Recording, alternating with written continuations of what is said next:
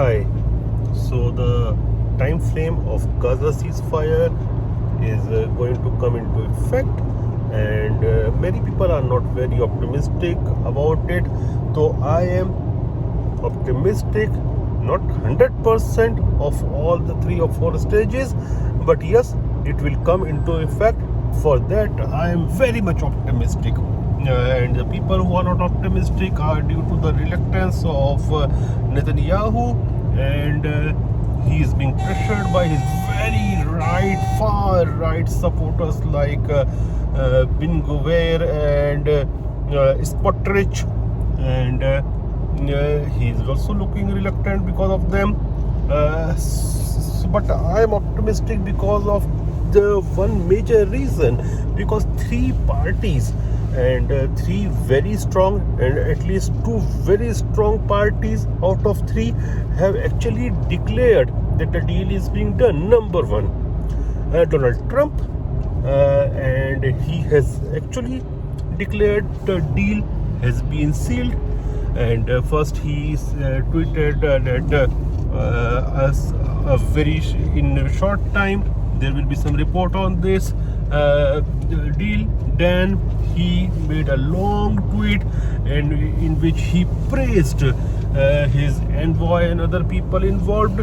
Then it was Joe Biden who actually was trying to take the honors of it, but everybody knows who the man behind it was: Donald Trump and his team. If Biden said that it was in March or May that he made the same type of draft agreement, but that draft never came into picture and there was no deal because he was not pressurizing for the deal, and his personality, his and maybe his will was not there for the deal. But it was Donald Trump and his team that actually made the deal done, and they applied a lot of pressure. And one thing of what I can say, that the pressure was being applied because one thing was leaked in the media, and that one thing was when his envoy when Witkoff was in Qatar, Doha, and from there he telephoned Israel that he is coming Jerusalem to meet Netanyahu, and it was said to him that Netanyahu is observing Sabbath and he can't meet. Sabbath is on Saturday, and it is a day in Jewish religion in which Jews are not allowed religiously to work. So it was told to him that Netanyahu is observing Sabbath, so he can't meet him, and he actually showed power and he insisted and he said that he is coming to Jerusalem and Netanyahu will have to meet him.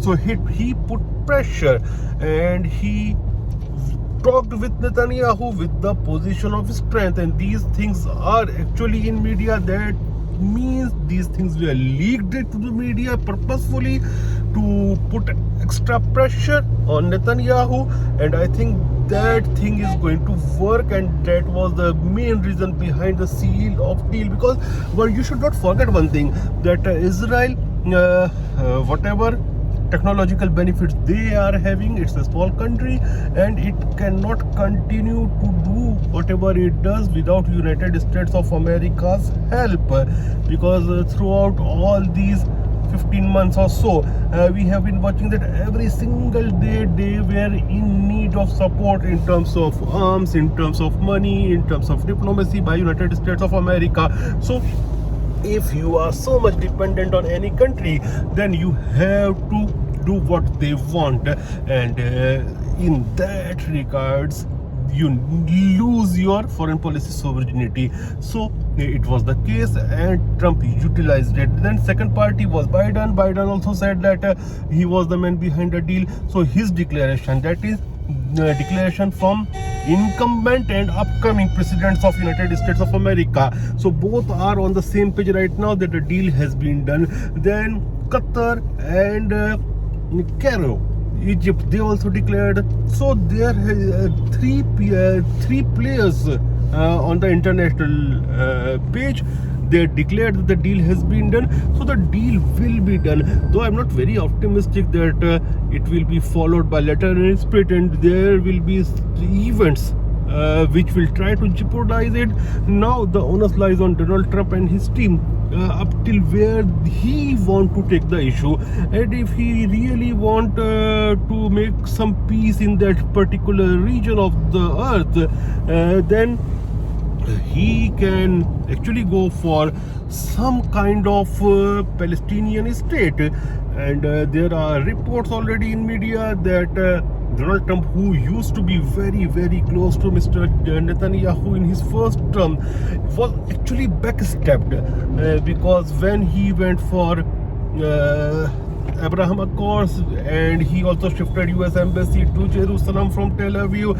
He also recognized Israel's control on Golan Heights.